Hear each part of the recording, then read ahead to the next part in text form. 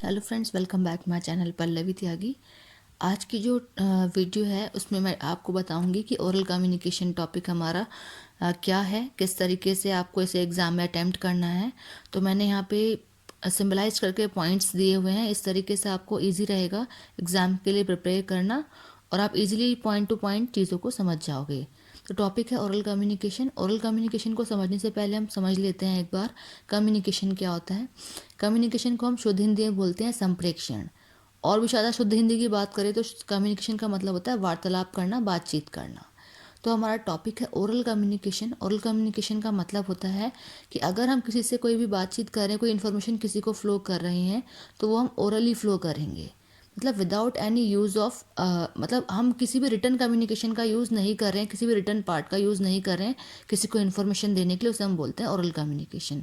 जहाँ सिर्फ और सिर्फ हम वर्ड्स का यूज़ कर रहे हैं इन्फॉर्मेशन को फ्लो करने के लिए, ओरली बता रहे हैं चीज़ों को, रिटर्न में कुछ भी नहीं लिखा हुआ है। ठीक है, तो फर्स्ट पॉइंट लिखा है oral communication means flow the information और कन्वे आर व्यूज़ ओरली।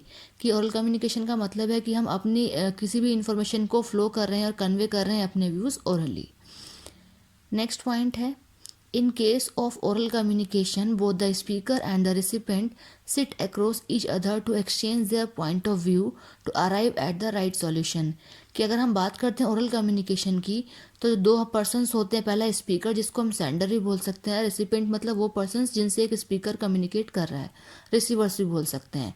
तो ये दो पर्सन्स आपस में एक दूसरे के आमने सामने बैठते हैं किसी एक पर्टिकुलर सॉल्यूशन, किसी भी एक प्रॉब्लम का सॉल्यूशन निकालने के लिए। जैसे हम बात करते हैं एग्जांपल, कंपनीज में जीडी क्रिएट होता है, ग्रुप डिस्कशन होता है। तो ग्रुप डिस्कशन हमारा होता ही इसीलिए है जिससे कि हम एक पर्टिकुलर सॉल्यूशन पर पहुंच सके किसी भी चीज़ की। तो वो जो डिस्कशन होगा हमारा ओरली ही होता है। नेक्स्ट है हमारा point presentation of voice and facial expression. कि जब भी हम ओरली कम्युनिकेट करते हैं तो हम प्रेजेंट करते हैं अपनी वॉइस को, अपनी आवाज़ को, साथ ही साथ हमारे फेशियल एक्सप्रेशन, जो हमारे फेस के एक्सप्रेशन होते हैं, हाव भाव होते हैं, उसके द्वारा हम रिप्रेजेंट करते हैं अपने व्यूज़ को। नेक्स्ट पॉइंट है useful for communication in meetings and groups. अगर हम बात करते हैं ओरल कम्युनिकेशन की, तो जो ओरल कम्युनिकेशन होता है वो बहुत ही यूज़फुल होता है कंपनीज में, मीटिंग्स में। क्योंकि 95% जो मीटिंग होती हैं वो हमारी ओरल ही होती हैं। उनमें बहुत कम ही, बहुत रेयर पार्ट होता है जिसमें हम रिटर्न भी यूज़ कर लेते हैं, अदरवाइज ओरल ही होती हैं हमारी मीटिंग्स। और अगर हम ग्रुप में डिस्कशन कर रहे हैं तो ग्रुप में डिस्कशन भी जो होता है हमारा वो ओरली ही होता है। नेक्स्ट पॉइंट है नेचुरल वॉइस। कि जब भी हम ओरली कम्युनिकेट करते हैं किसी को, कोई भी इन्फॉर्मेशन अगर हम फ्लो कर रहे हैं, तो हमारी जो नेचुरल वॉइस होती है उसका ही हम यूज़ करते हैं ओरल कम्युनिकेशन में।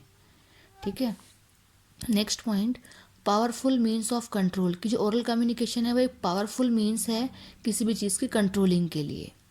नेक्स्ट पॉइंट कॉस्ट इकोनॉमी, या फिर हम बोलेंगे रिडक्शन ऑफ कॉस्ट।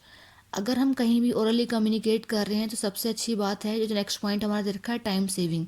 कि हम कम से कम टाइम में मैक्सिमम व्यूज़ को कन्वे कर सकते हैं किसी को भी, इसलिए टाइम सेविंग होता है। उसी के साथ अगर हम कंपनी का एग्जांपल लेके बात करें तो रिडक्शन ऑफ कॉस्ट। कि जो भी हम कम्युनिकेट कर रहे हैं ओरली, तो वहाँ जो हमारी कॉस्ट होती है, एक तरीके से जो लागत लग रही है किसी भी चीज़ के लिए, वो कम लगती है। क्यों कम लगती है? क्योंकि हम मैक्सिमम चीज़ें ओरली कम्युनिकेट कर देते हैं। ना तो वहाँ किसी पेपर का यूज़ होना है, ना हम किसी सिस्टम का यूज़ करें रिटर्न वर्क के लिए, कोई नहीं रिटर्न वर्क होता। ओरली हम फेस टू फेस कन्वे कर देते हैं इन्फॉर्मेशन, तो हमारी कॉस्ट भी सेव होती है, फिर रिड्यूस हो जाती है। Next point soundness of mutual relations.